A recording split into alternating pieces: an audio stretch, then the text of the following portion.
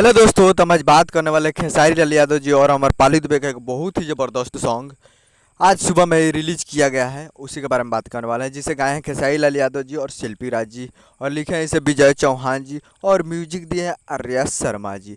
तो इस जिस मूवी का नाम है डोली सजा कर रखना का एक बहुत ही शानदार सॉन्ग को रिलीज़ किया गया है, जो कि आपको स्क्रीन के ऊपर दिखाई दे रहा है, जो कि 30 अगस्त को सुबह 6:30 पे, आज ही सुबह में 30 अगस्त को सुबह 6:30 पे 6:30 इस सॉन्ग को रिलीज़ किया गया है, भतार ल अवतार, जो कि डोली सजा कर रखना मूवी का एक बहुत ही ज़बरदस्त सॉन्ग है। और जाइए सुनिए, बहुत ही ज़बरदस्त सॉन्ग है, तो जाइए और सुनिए।